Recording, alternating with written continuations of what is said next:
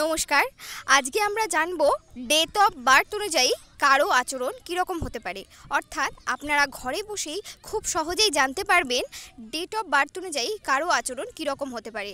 তো আজকে আমরা যেটা নিয়ে আলোচনা করব সেটা হচ্ছে যে যাদের মূল্যাঙ্ক ১ অর্থাৎ যারা জন্মের ভিত্তিতে ১ সংখ্যার অন্তর্গত তাদেরকে নিয়ে আজ আলোচনা করা হবে। তো এই যারা ১ সংখ্যার অন্তর্গত অর্থাৎ যাদের মূল্যাঙ্ক ১ সেটা কিভাবে বুঝবেন। যাদের জন্ম তারিখ ১, ১৯, ১০ এবং ২৮ তারা সাধারণত এই ১ সংখ্যার অন্তর্গত হয়ে থাকে। ১ মানেই হচ্ছে কিং অর্থাৎ রাজার মতো। ছবিতেই দেখা যাচ্ছে যে এদের পার্সোনালিটিটা ঠিক কেমন হয়ে থাকে, এরা রাজার মতো স্বভাবের হয়ে থাকে। তো এদের চরিত্রের বেশ কিছু বৈশিষ্ট্য নিয়ে এখন আমরা আলোচনা করব। তো সবার প্রথমেই হচ্ছে লিডারশিপ কোয়ালিটি, অর্থাৎ এরা নেতৃত্ব দেওয়ার ক্ষমতা রাখেন, অর্থাৎ নেতৃত্ব দেওয়া এবং দায়িত্ব নেওয়া এদের সহজাত গুণ। তারপর হচ্ছে ফোকাস করা, কোনো কাজের প্রতি এরা খুব ফোকাস করতে পারে এবং তারা জীবনে যেটা চায় সেটি পাওয়ার জন্য এরা খুব পরিশ্রম করতেও রাজি।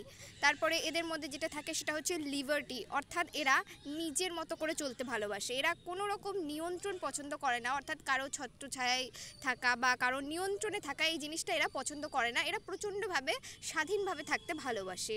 তারপরে এদের মধ্যে আমরা দেখতে পাই ক্রিয়েটিভিটি, অর্থাৎ এরা নতুন কোনো চিন্তা আইডিয়া নিয়ে কাজ করতে সবসময় ভালোবাসে।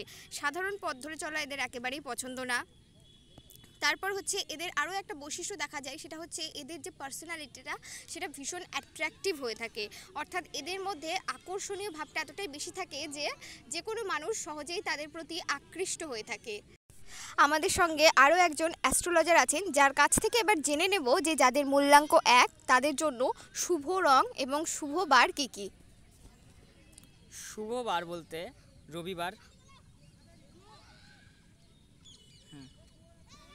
শুভ বার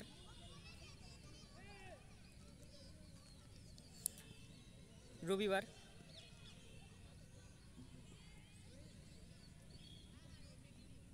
সোমবার,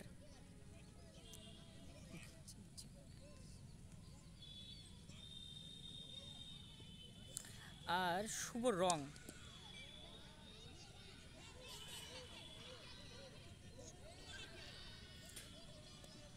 হলো সোনালি,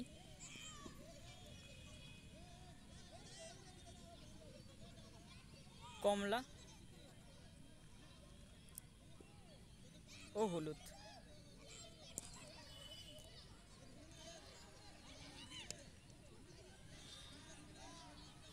ব্যাস, এবার এদের কোন কোন রাশির সাথে খুব ভালো সম্পর্ক হতে পারে সেটাও জেনে নিই।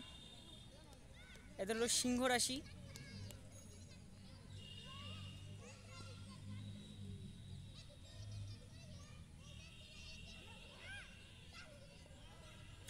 মেষ রাশি,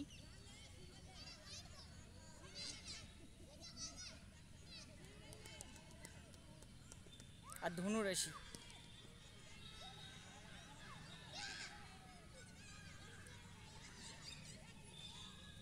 বাকি এইসব বিষয়ে বিস্তারিত জানতে আমাদের সাথে যোগাযোগ করুন। আর জীবনে কোনো রকম সমস্যা সমাধানের জন্য আমাদের সাথে যোগাযোগ করতে পারেন। আপনাদের ভিতরে বসে থাকা পরমাত্মাকে আমার প্রণাম।